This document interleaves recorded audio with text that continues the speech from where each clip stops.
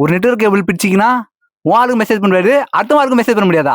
நம்ம தலைநகரம் சென்னையில் இருக்கிற மெரினா பீச்சில் வந்து ஆளை கொண்டு போய் எல்லாருக்கும் சுண்டல் வாங்கி ஊட்டிட்டு இருக்க தான் உங்க எல்லாருக்கும் டைம் வந்து சரியா இருக்குது. நான் சொல்ற விஷயம் உங்க யாருக்காவது தெரியுமா? அங்க மெரினா பீச்சுக்கு கீழே வந்து நிறைய நெட்வொர்க் கேபிளை வந்து புதைச்சி வச்சுக்கிறாங்க. அது வந்து இப்போ புதைச்சி வைக்கல, 1884 அந்த இயர்ல வந்து புதைச்சி வச்சது எல்லா நெட்வொர்க் கேபிளும். என்னென்ன நெட்வொர்க்குன்னு பார்த்தீங்கன்னா ஜியோ, ஏர்டெல், ஐடியா எல்லா நெட்வொர்க் கேபிளுமே அங்கே வந்து புதைச்சி வச்சுக்கிறாங்க. எதனாலன்னு பார்த்தீங்கன்னா நெட்வொர்க் அங்கே வந்து ஒரு நெட்வொர்க் ஒயர் வந்து கட் ஆனாலும் நம்ம ஏரியா ஃபுல்லாகவே யாருக்குமே நெட்வொர்க் வந்து கிடைக்காது. என்னாச்சுன்னு பார்த்தீங்கன்னா அங்கே நெட்வொர்க் வந்து புதைச்சி வச்சுக்கிறாங்கல்ல, அந்த நெட்வொர்க்கில் அது வந்து சாதாரண மெட்டல் வந்து வெறும் அந்த நெட்வொர்க் வந்து செய்யல. அந்த தண்ணி பட்டாலும் அந்த ஒயருக்கு வந்து எதுவும் ஆகாது அந்த கேபிளுக்கு. அது மட்டும் இல்லாம அந்த கேபிளை வந்து சாதாரணமா ரெடி பண்ணல. அதுக்கு வந்து அயனு, இரும்பு எல்லாமே சேர்த்து, காப்பரு எல்லாமே சேர்த்து தான் அந்த நெட்வொர்க் கேபிளை வந்து ரெடி பண்ணி வச்சிருக்காங்க.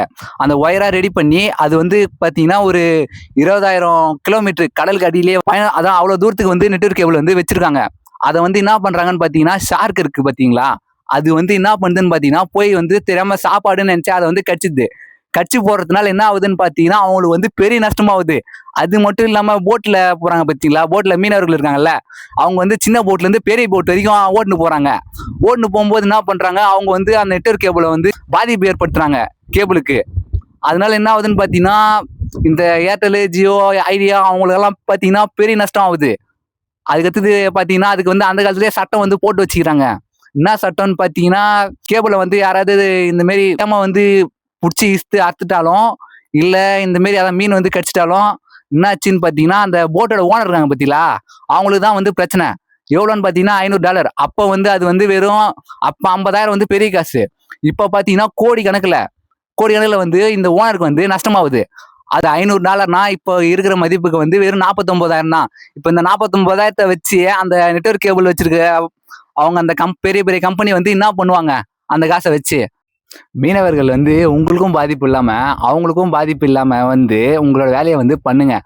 அதனால அவங்களுக்கு வந்து என்ன பாதிப்பு ஆகுதுன்னு பார்த்தீங்கன்னா நீங்க அந்த நங்கூரத்துக்கு கடல்ல போட்டு அந்த ஒயரை இசுக்கிறதுனால அது வந்து கட் ஆயிடுச்சுன்னா அவங்க வந்து அந்த ஒரு வந்து கடலுக்குள்ள அனுப்புறதுக்கே வந்து லட்சக்கணக்கில் அவங்க வந்து செலவு பண்ணணும். அதுவும் அந்த மெட்டீரியல் எல்லாமே வந்து ரேட் வந்து அதிகம். அதனால என்ன சொல்றாருன்னு பார்த்தீங்கன்னா நீங்க வந்து கொஞ்சம் சேஃபா பார்த்து உங்க வேலையும் உங்களுக்கும் பாதிப்பு இல்லாம அவங்களுக்கும் பாதிப்பு இல்லாம வந்து பண்ணுங்க. இப்போ வந்து நான் சொல்றத முக்கியமா கேட்டுக்கோங்க.